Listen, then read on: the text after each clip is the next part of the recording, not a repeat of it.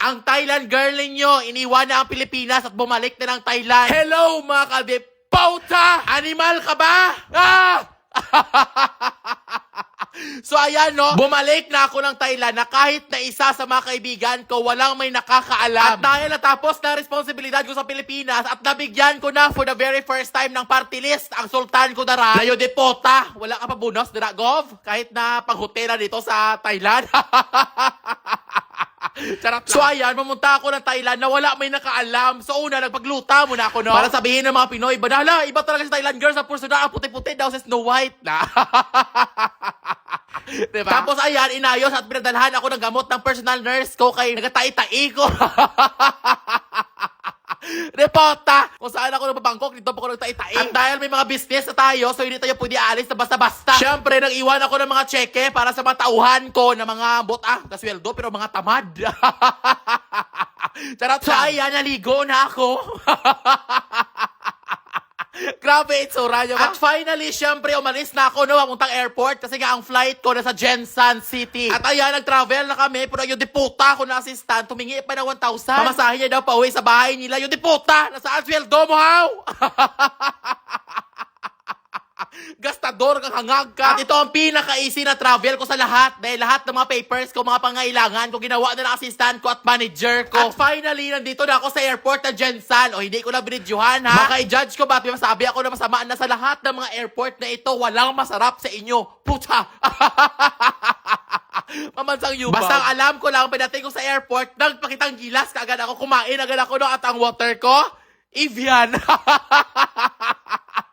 Pinakamahal na tubig. Pero seryoso guys, ito at ang pinaka-challenging na bakasyon ko sa lahat. Imagine nyo ha, for 6 years, sanay ako na may manager ako, may assistant ako, may driver ako, may mga trabahante ako sa palibot. Pati nga taga-romansa, taga-iyot, may on-call ko. Joke. Pero this time guys, for the very first time sa life ko, mag-travel ako guys na mag-isa. At alam nyo ba, walang may nakaalam na nag-travel ako pa Thailand. Kaya paalam ko, baka sasama pa mga kapatid ko.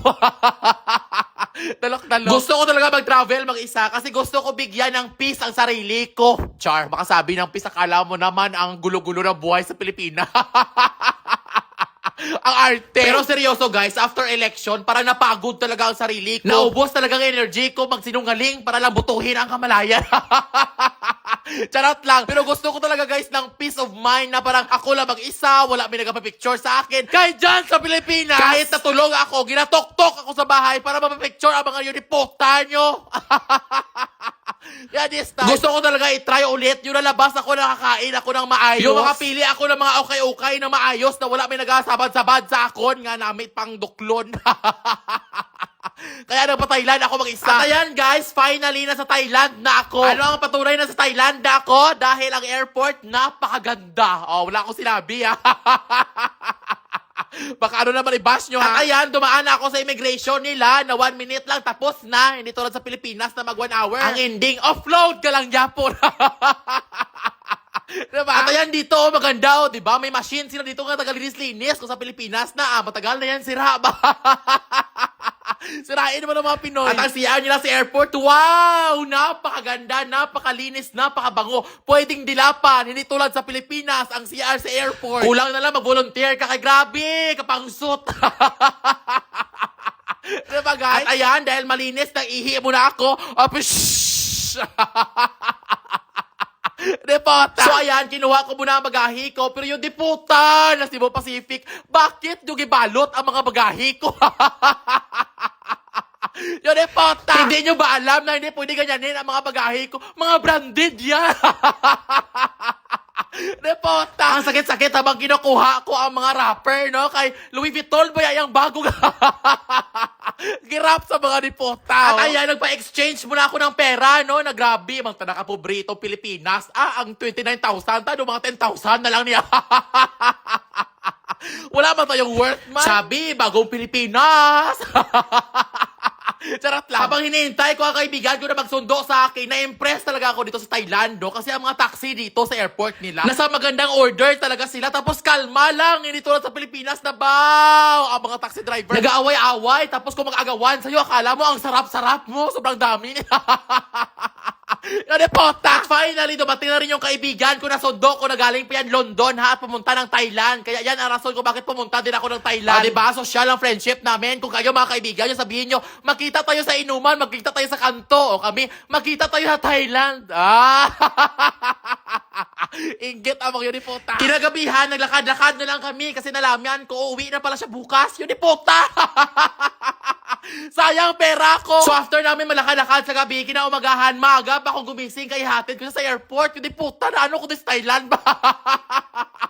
Wrong timing ha. At para sa kalaman ninyo, nag-condo pala ako dito, no? Kasi I planned na 15 days ako magstay dito. Kaya condo ang kinuha ko kasi pwede ako mag-voice over at magtrabaho dito, hindi tulad sa hotel. At ayan, nag-ready na kami kasi hatid ko na siya sa airport. Na ang yung puta niya, 24,000 ang papunta ko na ticket. Tapos, one night lang!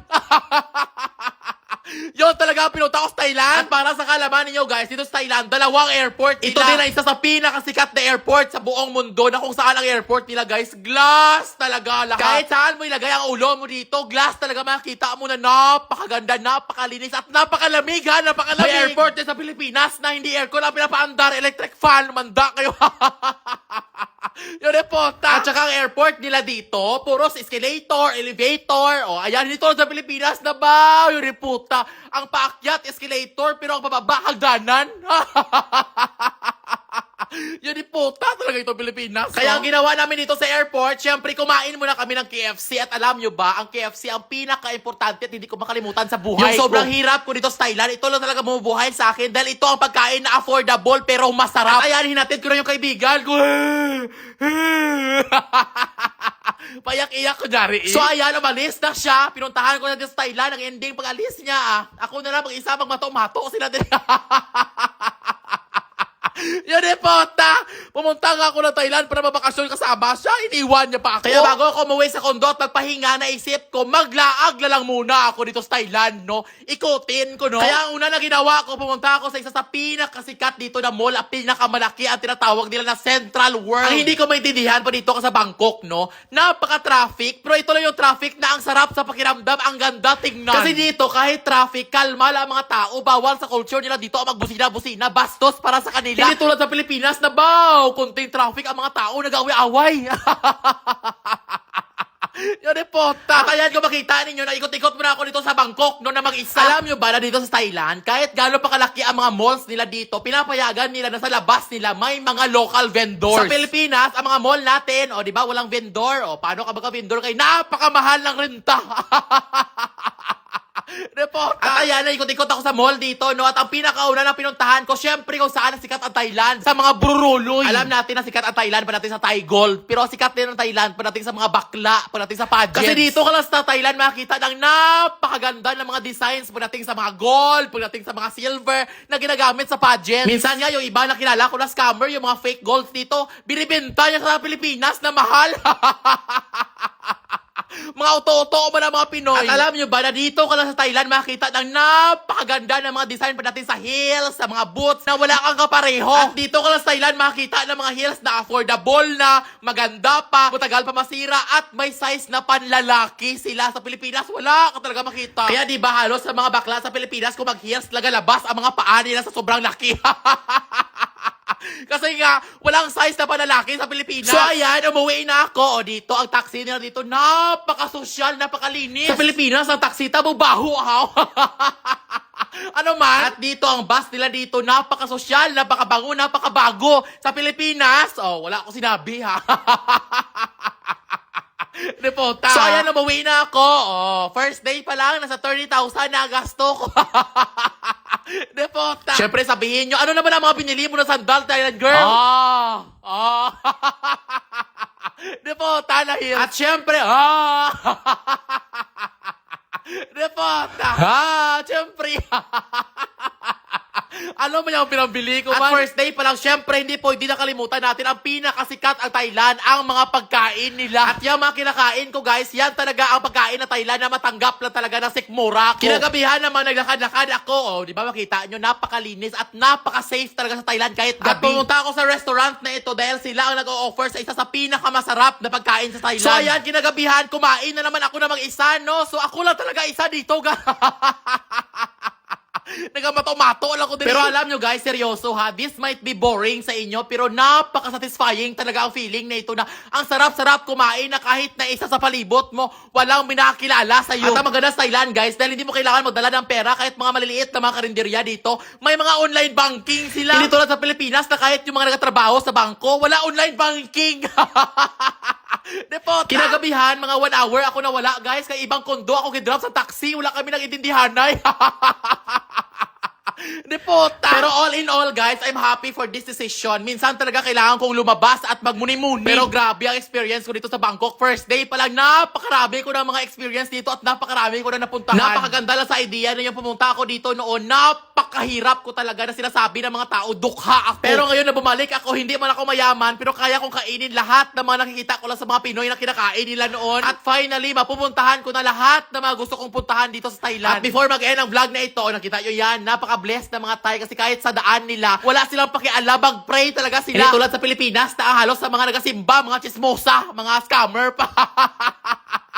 Mga yun, dipota ka mo. At syempre sa lahat na mahilig sa games, may recommend ako sa inyo, ito ang PH Lago. At syempre, para lang ito sa mga followers ko na may extra time at extra money at bawal ito sa mga 18 years old pababa. At kung makikita ninyo guys, nakakalaro ko, nagkaroon na ako ng 180k at syempre maglalaro tayo ngayon. At ang lalaroin natin ngayon, syempre ang pinakapaborito ko ang Fortune Games. Let's go!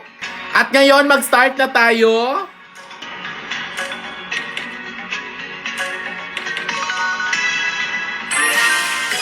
Ayan! First pala na paglaro natin. Oh my God! Ayan guys, first pala na paglaro natin guys. Big win na tayo at meron tayong...